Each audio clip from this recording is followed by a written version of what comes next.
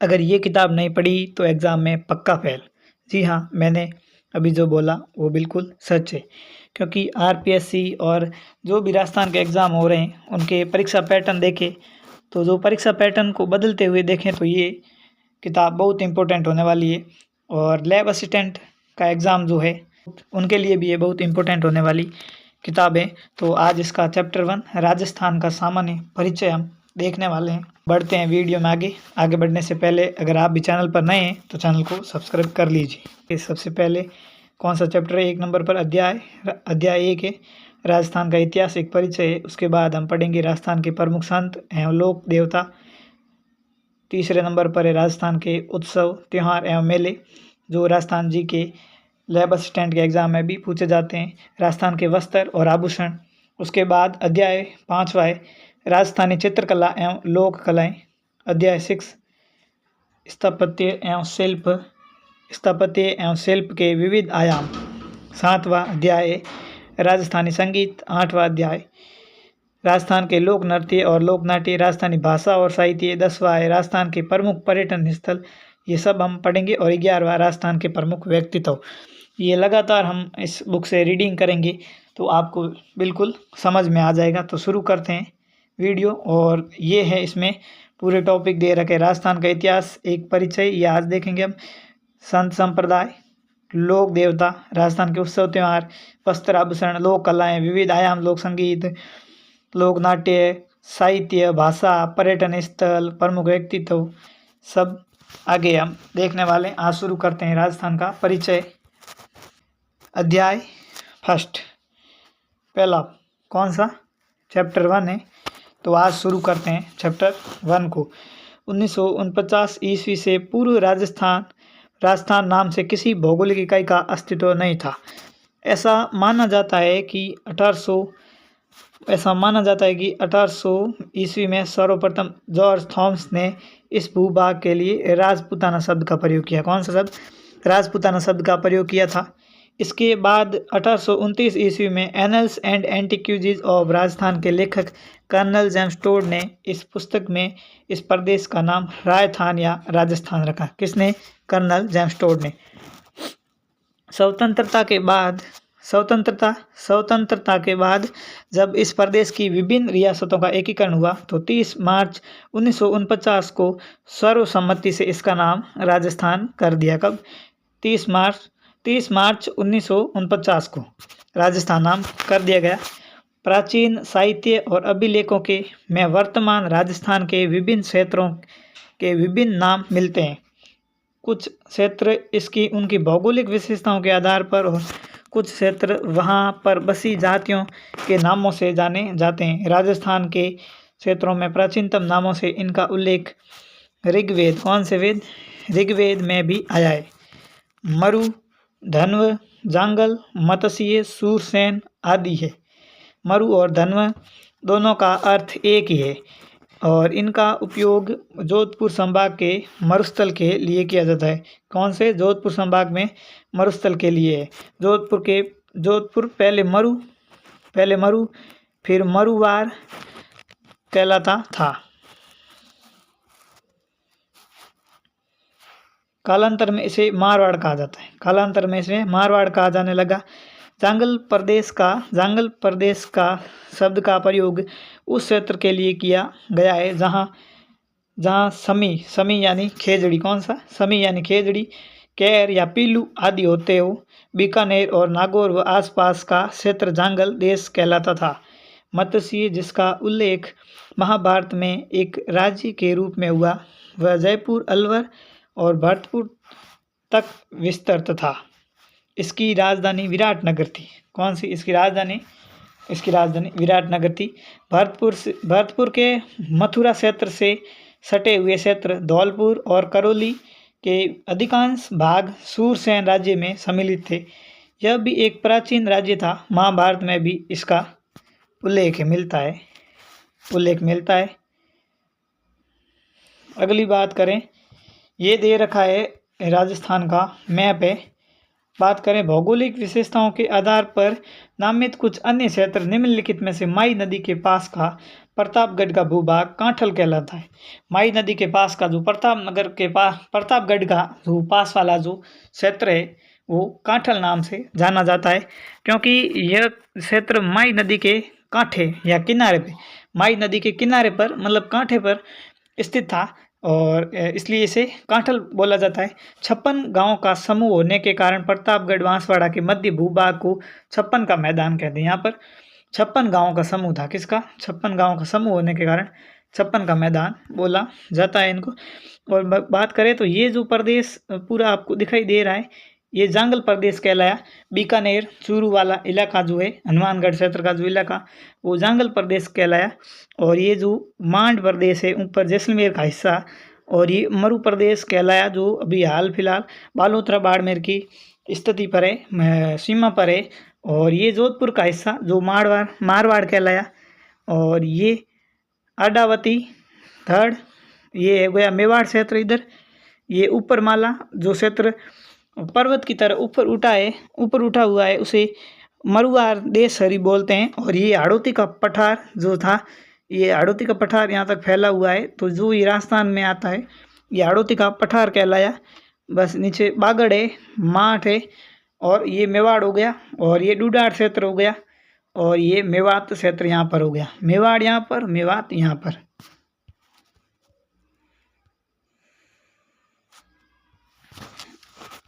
आगे बात करें, भैंसरोडगढ़ से लेकर बिजोलिया तक का क्षेत्र पठारी होने के कारण ऊपरमाला कहलाया।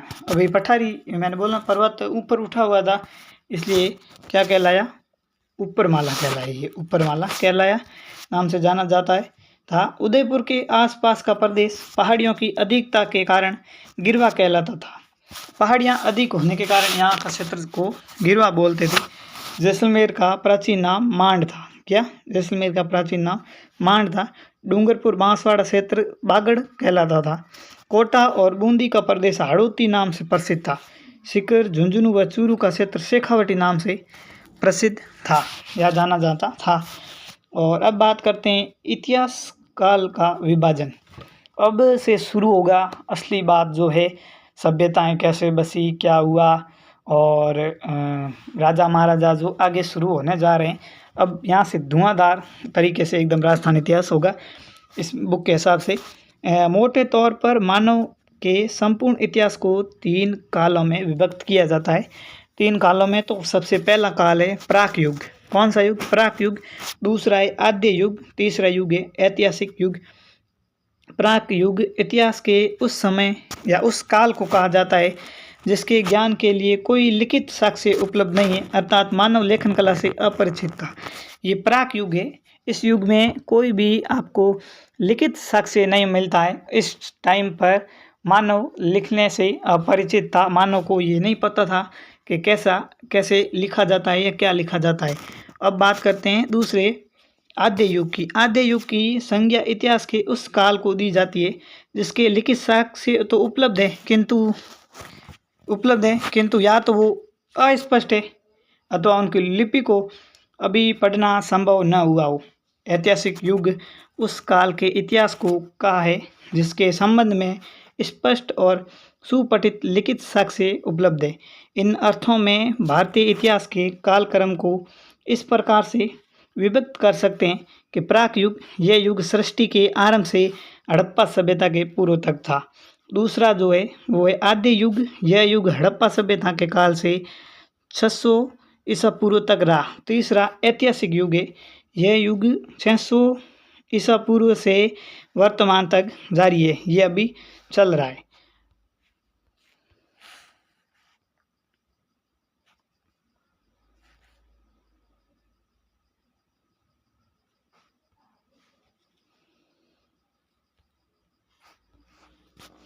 अब बात करें कि प्राग ऐतिहासिक राजस्थान, प्राक युग में राजस्थान कैसा था।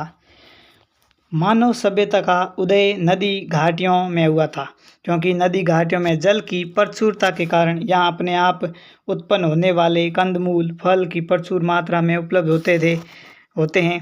सघन वनों के कारण यहाँ मांस हेतु पशु पक्षी भी आसानी से उपलब्ध हो जाते हैं। सैकड़ों वर्षों पूर्व राजस्थान की भौगोलिक स्थिति ऐसी ही थी।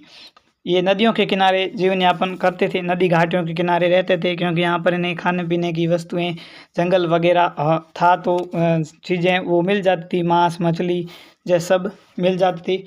यद्यपि राजस्थान का एक बड़ा भाग आज मरुस्थल है, किंतु विद्वानों की मान्यता है कि सैकड़ों वर्ष पूर्व इस मरुस्थली भूमि में समुद्र विद्यमान था। यद्यपि देखें तो आज राजस्थान में क्या है, ज़्यादातर मरुस्थल है।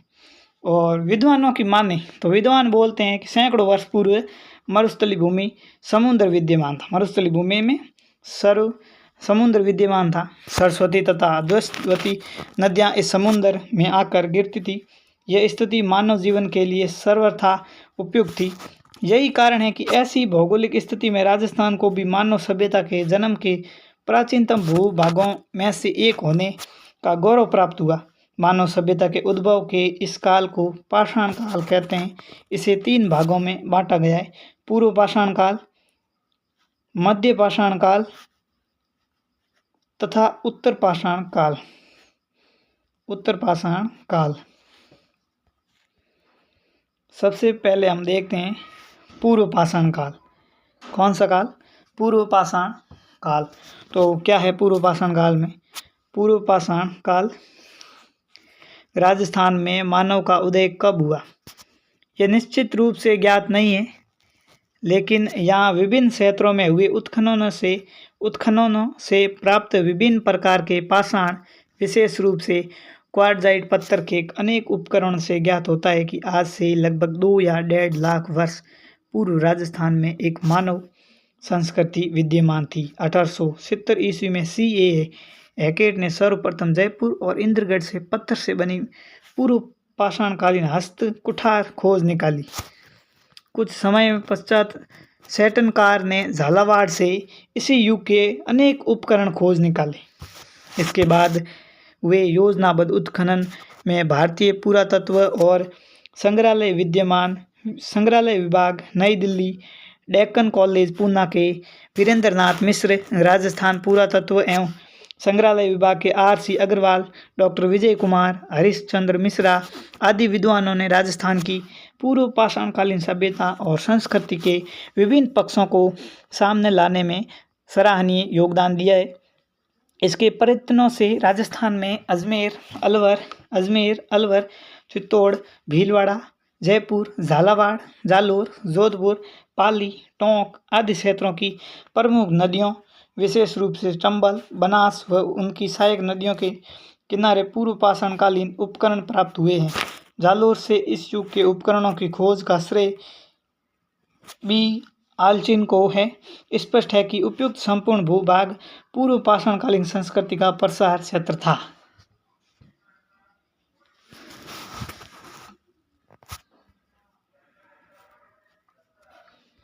अब बात करें कि मध्य पाषाण काल। कौन सा काल? मध्य पाषाण काल मानव सभ्यता के कर्मिक विकास की कहानी की दूसरी कड़ी में के रूप में राजस्थान। मानव सभ्यता के कर्मिक विकास की दूसरी कड़ी के रूप में राजस्थान। तो बढ़ते हैं आगे। कड़ी के रूप के प्रागैतिहासिक काल में मध्य पाषाण काल रहा है। पश्चिम राजस्थान में लूणी और उसकी सहायक नदियों, चित्तौड़गढ़ की बेड़ज नदी घाटी और विराटनगर से मध्य पाषाणकालीन उपकरण मिले हैं। इस काल के उपकरण छोटे, हल्के और कुशलता से निर्मित है। ये उपकरण jasper, agate, chert, carnelian, quartzite, chalcedony आदि पाषाणों से बने हैं, जिनमें blade, engraver, triangle, crescent, trapeze, scraper, pointer आदि उल्लेखनीय है। पत्थर के बने इन छोटे उपकरणों को माइक्रोलिथ लघु पाषाण उपकरण कहा गया है। क्या? लघु पाषाण उपकरण कहा गया है। उत्तर नवपाषाण काल। अब बात करें उत्तर नवपाषाण काल, तो भारत के अन्य भागों की भांति राजस्थान में भी उत्तर नव पाषाणकालीन सभ्यता का उदय हुआ था। अजमेर, नागौर, सीकर, झुंझुनू, जयपुर, उदयपुर, चित्तौड़, जोधपुर आदि स्थानों के उत्तर पाषाणकालीन सभ्यता के अनेक उपकरण प्राप्त हुए हैं।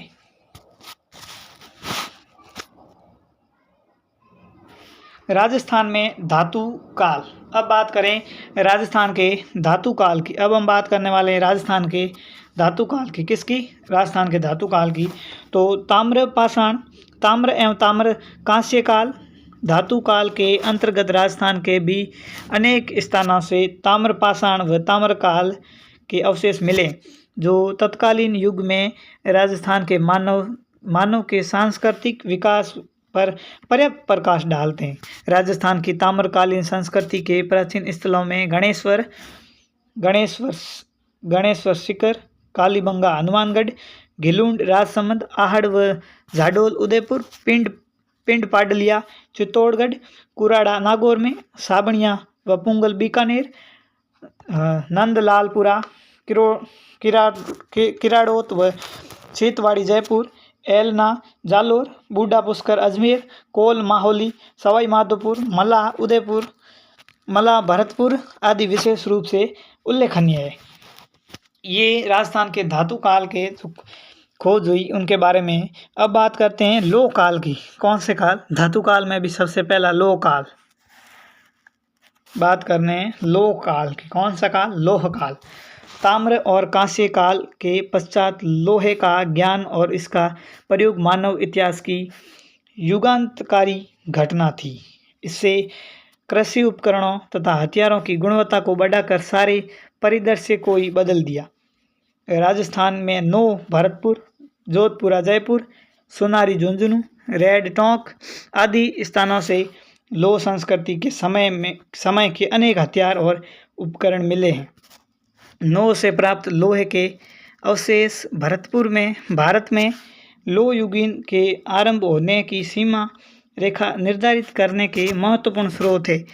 जोधपुरा तथा सोनारी से लोहे को गलाने की भट्टियां और अस्त्र शस्त्र तथा उपकरण बनाने के कारखानों के अवशेष मिले हैं। रेड को तो लोह सामग्री की प्रचुरता के कारण प्राचीन राजस्थान के टाटा नगर की संज्ञा दी गई। लोह काल के पश्चात। कौन से काल?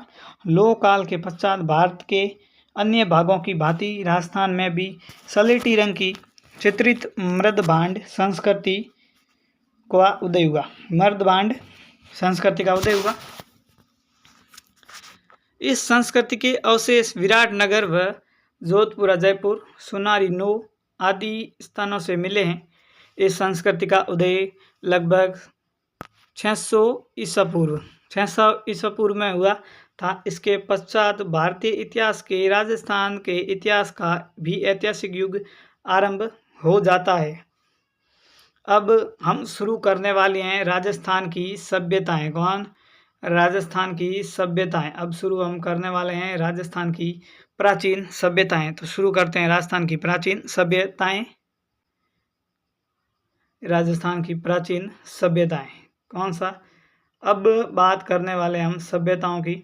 और सभ्यताएं देखें तो राजस्थान के एग्जाम में बार बार पूछी जाती है। और सबसे पहले हम बात करने वाले हैं कालीबंगा सभ्यता की। कौन सी सभ्यता की? कालीबंगा सभ्यता की। प्राचीन द्वैस्वती और सरस्वती नदी घाटी वर्तमान में घग्गर नदी का क्षेत्र में हड़प्पा सभ्यता से भी प्राचीन कालीबंगा की सभ्यता विकसित हुई। राजस्थान के हनुमानगढ़ जिले में स्थित यह सभ्यता आज से 6000 वर्ष से भी अधिक 6000 वर्ष से भी अधिक प्राचीन मानी जाती है। इस स्थल का कालीबंगा नाम यहाँ से खुदाई के दौरान प्राप्त काली चूड़ियों के कारण पड़ा है। किसकी वजह से? काली चूड़ियाँ मिली थी, इसलिए इसका नाम कालीबंगा सभ्यता पड़ा। क्योंकि पंजाबी भाषा में बंगा का अर्थ होता है चूड़ी। सर्वप्रथम 1952 ईस्वी में अमलानंद घोष ने इसकी खोज की और तत्पश्चात 1961 से 62 ईस्वी में बीबीलाल बीके थापर द्वारा यहाँ उत्खनन कार्य करवाया गया। उत्खनन में इस सभ्यता के 5 स्तर सामने आए। प्रथम 2 आगे बात करते हैं। प्रथम 2 स्तर हड़प्पा सभ्यता से भी प्राचीन है। वहीं तीसरे, चौथे व 5वें स्तर की सामग्री हड़प्पा सभ्यता की सामग्री के समान और समकालीन है। इस सभ्यता का कालीबंगा की सभ्यता को दो भागों में बांटा गया है, प्राक हड़प्पा सभ्यता और हड़प्पा सभ्यता। कालीबंगा सुव्यवस्थित रूप से बसा हुआ नगर था। कालीबंगा सुव्यवस्थित रूप से बसा हुआ नगर था। मकान बनाने में मिट्टी की ईंटों को धूप में पकाकर प्रयुक्त किया जाता था। उत्खनन से प्राप्त मिट्टी के बर्तन एवं उनके अवशेष पतले और हल्के हैं तथा उनमें सुंदरता और सुडौलता का अभाव है। बर्तनों का रंग लाल है जिन पर काली एवं सफ़ेद रंग की रेखाएं खींची गई है। यहाँ से जुते हुए खेत के साक्ष्य मिलते हैं। ऐसा अनुमान है कि लोग एक ही खेत में 2 फसलें उगाते थे। कालीबंगा से मिले कब्रिस्तान से यहाँ के निवासियों की समाधान पद्धतियों की जानकारी मिलती है।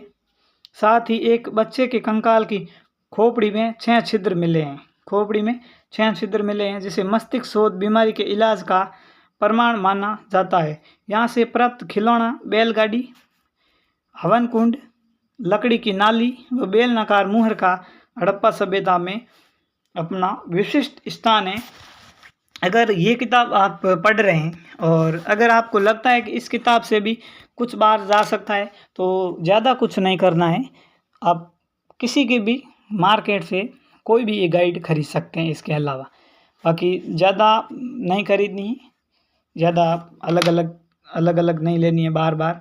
अगर जितना आप अलग अलग लोगे उतना दिमाग खराब होगा और परीक्षा से पैटर्न से भटकोगे, बाकी कुछ नहीं होने वाला। अब बात करते हैं आहट सभ्यता। कौन सी सभ्यता? अब हमारे सामने है आहट सभ्यता। तो शुरू करते हैं आहट सभ्यता। उदयपुर शहर के पास बहने वाली आड़ नदी या आयड़ नदी के तट पर बसे आहड़ के उत्खनन के फलस्वरूप 4000 वर्ष पुरानी पाषाण धातु युगीन सभ्यता के अवशेष सामने आए। यह सभ्यता एक टीले के नीचे दबी हुई प्राप्त हुई थी जिसे धूलकोट, धूल यानी मिट्टी का टीला, धूलकोट कहते हैं, धूल यानी मिट्टी का टीला। सर्वप्रथम 1953 में यहाँ अक्षय कीर्ति व्यास एवं उसके बाद रतन चंद्र अग्रवाल एवं HD सांकलिया के निर्देशन में उत्खनन कार्य करवाया गया।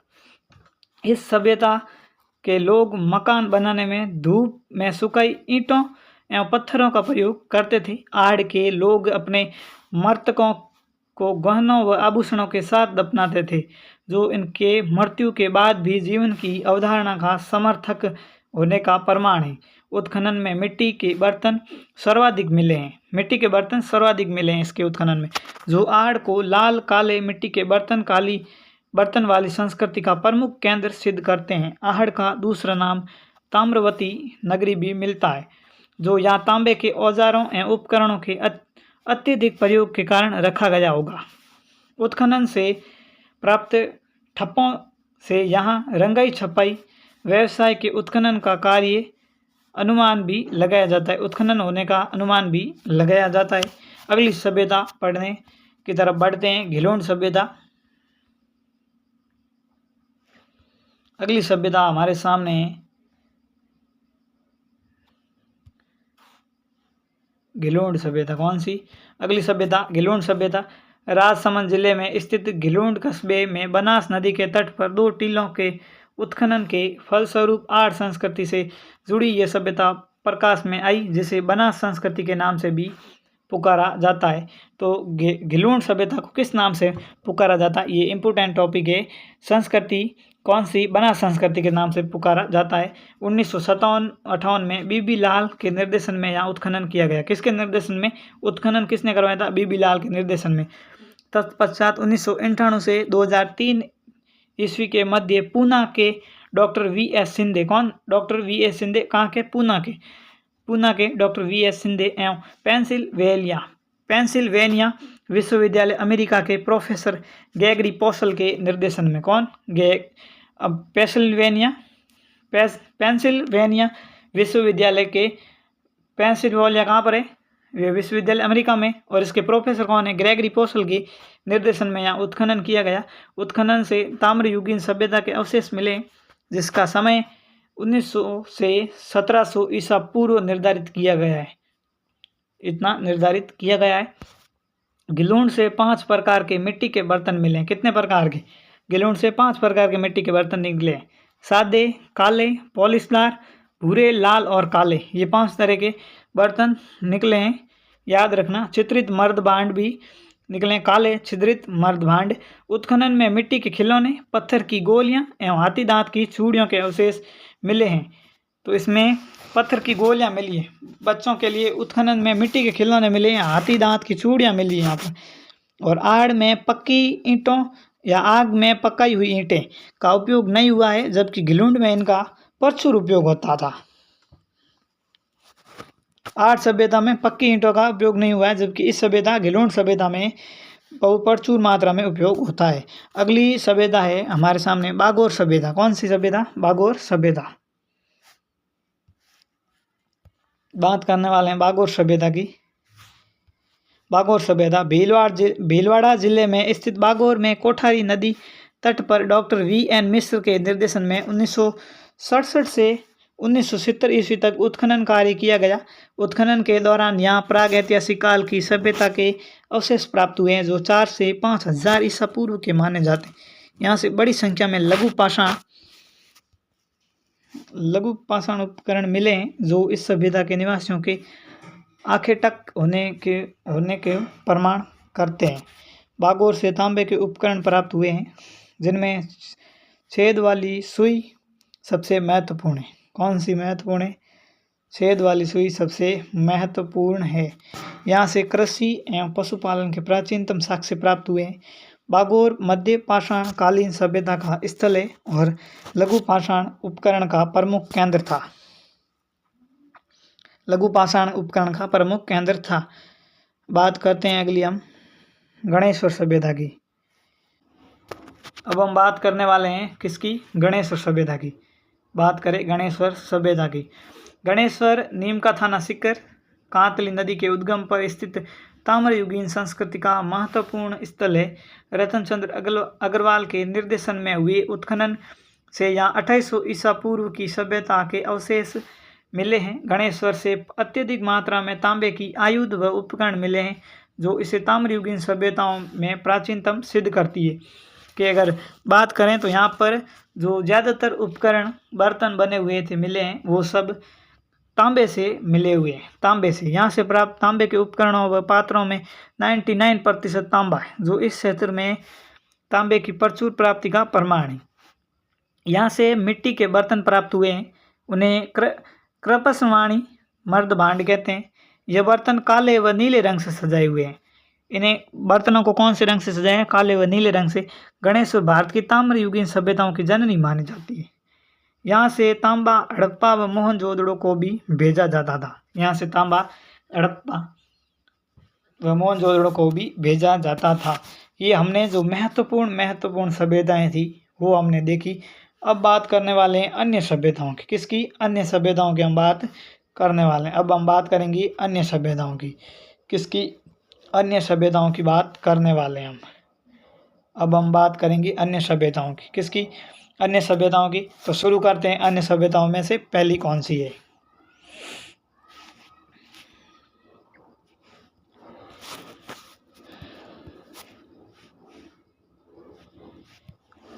भीनमाल जालोर की सभ्यता भी एक महत्वपूर्ण सभ्यता है, जिसका उत्खनन R.C. अग्रवाल ने करवाया था। यहाँ से एक रोमन एम्फोरा सूरा पात्र व एक यूनानी सुराही मिली है, जो इसके विदेशी व्यापार का केंद्र होने की पुष्टि करता है। भीनमाल का प्राचीन नाम श्रीमाल था। इसी प्रकार ईसवाल से प्राक ऐतिहासिक कालीन सभ्यता के प्रमाण मिले। यहाँ से समृद्ध लौह उद्योग के साक्ष्य प्राप्त हुए।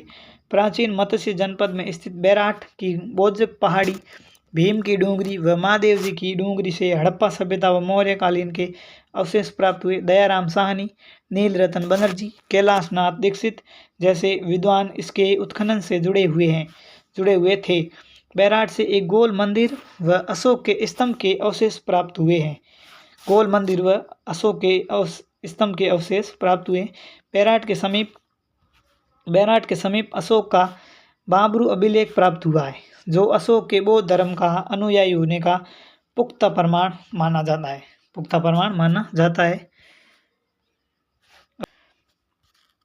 बालाथल में प्रो-वी.एन. मिस्र के निर्देशन में हुए उत्खनन से एक ताम्र पाषाणकालीन सभ्यता प्रकाश में आई। इस सभ्यता का संपर्क हड़प्पा सभ्यता से होने का पुख्ता प्रमाण प्राप्त होता है। अगला है, इन महत्वपूर्ण सभ्यताओं का के अतिरिक्त हमें रंगमहल हनुमानगढ़, ओजियाना भीलवाड़ा, नगरी चित्तौड़, बरौर गंगानगर, तिलवाड़ा बाड़मेर, जोधपुरा जयपुर, सुनारी झुंझुनू, नोह भरतपुर और नगर टोंक आदि प्राचीन सभ्यता के अवशेष भी राजस्थान से प्राप्त हुए हैं। राजस्थान में आर्य संस्कृति का प्रसार, हड़प्पा सभ्यता के पतन 1800 ईसा पूर्व के आसपास के बाद भारतीय इतिहास में वैदिक सभ्यता का समय प्रारंभ होता है। इस सभ्यता के बारे में जानने का प्रमुख स्रोत 4 वेद, ऋग्वेद, यजुर्वेद, सामवेद और अथर्ववेद है, इसलिए इसे वैदिक सभ्यता कहा गया है। राजस्थान में इस सभ्यता के अवशेष अनूपगढ़, तरखान वाला डेरा व चक 64 से मिले हैं, चक 64 से मिले हैं। महाकाव्य काल में राजस्थान में आर्यों की अनेक बस्तियों के उल्लेख मिलते हैं। रामायण से प्राप्त होता है कि राम रावण युद्ध के समय जब दक्षिणी सागर ने अपने ऊपर सेतु बनवाया, स्वीकार नहीं किया, तो भगवान राम ने उसे भयभीत करने के लिए खींचा हुआ अपना अमोघ अस्त्र राजस्थान की ओर ही फेंका था, जिससे यहाँ समुद्र के स्थान पर मरुस्थल हो गया।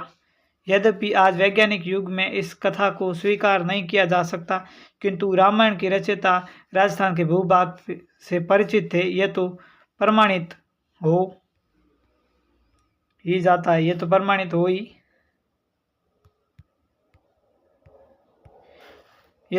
हो ही जाता है। महाभारत में भी राजस्थान के कार्यों का पर्याप्त उल्लेख हुआ है। आर्यों का पर्याप्त उल्लेख हुआ है। महाभारत के अनुसार राजस्थान का जांगल देश बीकानेर कौरव पांडव राज्य के अधीन था और मत्स्य राज्य उनका मित्र या अधीनस्थ राज्य था। कहा जाता है कि पांडवों ने अपने अज्ञातवास का 1 वर्ष भेष बदलकर मत्स्य देश के शासक विराट के दरबार में ही व्यतीत किया था। महाभारत युद्ध में विराट अपनी सेना सहित पांडवों की ओर से लड़ता हुआ मारा गया था। भारतीय इतिहास की भांति महाभारत के युद्ध के पश्चात महाभारत बुद्ध के समय तक का राजस्थान का इतिहास भी अंधकारमय है। कैसा है? अंधकारमय है, क्योंकि इस समय के बारे में जानने के पर्याप्त पुरातात्विक व लिखित साक्ष्य प्राप्त नहीं होते। जब तक हमें कहीं पर लिखा हुआ न मिल जाए या शिलालेख या अभिलेख न मिले, तब हमें कुछ ऐसा समझ में नहीं आता है, पूरी जानकारी नहीं मिल पाती। किंतु बुद्ध के समय से भारतीय इतिहास के ऐतिहासिक युग के आरंभ होने के साथ ही राजस्थान के इतिहास के संबंध में पहले ही अपेक्षा कुछ अधिक स्पष्ट और प्रामाणिक जानकारी मिलने लगी है। बौद्ध ग्रंथ के आधार पर विद्वानों का मत है कि 6ठी शताब्दी ईसा पूर्व में भारतीय राजनीति के रंगमंच पर 2 प्रवृत्तियां विशेष रूप से दिखाई देती है। प्रथम, जनपदों का उदय और द्वितीय, साम्राज्य विस्तार हेतु जनपदों के मध्य संघर्ष। अब बात करते हैं राजस्थान के जनपद। अब अगला टॉपिक लेते हैं, राजस्थान के जनपद कौन सा है। अगला टॉपिक हमारे सामने है राजस्थान के जनपद टॉपिक शुरू करते हैं। आर्यों के प्रचार के अंतर्गत और उसके पश्चात भारत के अन्य भागों की भांति राजस्थान में भी अनेक जनपदों का उदय, विकास और पतन हुआ। बौद्ध साहित्य, बौद्ध ग्रंथ, अंगुत्तर निकाय से हमें 16 महाजनपदों की सूची प्राप्त होती है। जिन 16 महाजनपदों का उल्लेख हुआ है, उनमें से मत्स्य जनपद तो राजस्थान में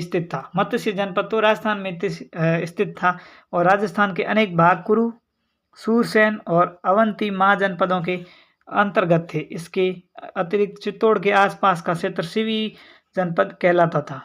327 ईसा पूर्व में सिकंदर के आक्रमणों के कारण अपनी सुरक्षा और अस्तित्व की रक्षा के लिए पश्चिमोत्तर सीमा से कुछ कबीले मालव, योधे और अर्जुनायन राजस्थान में आकर बसे। मत्स्य जनपद, आर्य जनपद के रूप में मत्स्य जाति का उल्लेख ऋग्वेद में हुआ है, जो इनकी प्राचीनता का प्रतीक है, प्राचीनता का प्रतीक है। शतपथ ब्राह्मण और कौशिकी उपनिषद में भी मत्स्य जन का उल्लेख मिलता है। महाभारत में भी मत्स्य जनपद की गणना भारत के प्रमुख जनपदों में की गई है। अनुमान है कि दक्षिण में इसका विस्तार चंबल की पहाड़ियों तक और पश्चिम में पंजाब में सरस्वती नदी के जंगलों तक था। इस प्रदेश में आधुनिक जयपुर, अलवर, धौलपुर, करौली, भरतपुर के कुछ भाग सम्मिलित थे। महाभारत काल में मत्स्य जनपद का शासक विराट था, जिसने जयपुर से 85 किलोमीटर दूर बैराट बसाकर उसे मत्स्य जनपद की राजधानी बनाया। विराट की पुत्री उत्तरा का विवाह अर्जुन के पुत्र अभिमन्यु के साथ हुआ था। इन्हीं का पुत्र परीक्षित कालांतर में पांडवों के राज्य का उत्तराधिकारी बना। बात करते हैं आगे हम बात करते हैं कि महाभारत काल के पश्चात मत्स्य जनपद के इतिहास के संबंध में अधिक जानकारी नहीं मिली, किंतु डॉक्टर गोपीनाथ शर्मा का मत है कि महाभारत के बाद कुरु और यादव जनपद निर्बल हो गए। इन शक्तिशाली जनपदों की निर्बलता का लाभ उठाकर मत्स्य राज्य शक्तिशाली हो गया और उसकी राजधानी विराटनगर की समृद्धि में वृद्धि हुई। मत्स्य जनपद के निकट आधुनिक अलवर के कुछ भागों में साल्व जाति रहती थी। अस्पष्ट सीमा को लेकर इन दोनों में प्राय संघर्ष होता रहता था। साल्वों की भांति चेदी जनपद भी मत्स्य जनपद का पड़ोसी था। चूंकि दो पड़ोसी राजनीतिक शक्तियों में प्राय शत्रुता रहती है, अतः चेदी और मत्स्य जनपद में भी संघर्ष चलता रहता था। एक अवसर पर चेदी राज्य ने पूर्ण शक्ति के साथ मत्स्य राज्य पर आक्रमण कर मत्स्य जनपद को चेदी जनपद में मिला लिया। अनुमान है कि मत्स्य जनपद अधिक समय तक चेदी जनपद से अधीन नहीं रहा और कुछ समय बाद ही उसने अपनी स्वतंत्रता पुनः प्राप्त कर ली। कुछ समय बाद ही मत्स्य जनपद मगध की साम्राज्यवादी नीति का शिकार हो गया। मगध के सम्राटों ने भारत के अन्य जनपदों की भांति मत्स्य जनपद को भी जीतकर मगध साम्राज्य में शामिल कर लिया। मौर्यों के शासनकाल में मत्स्य जनपद मौर्य साम्राज्य के अंतर्गत था। मत्स्य जनपद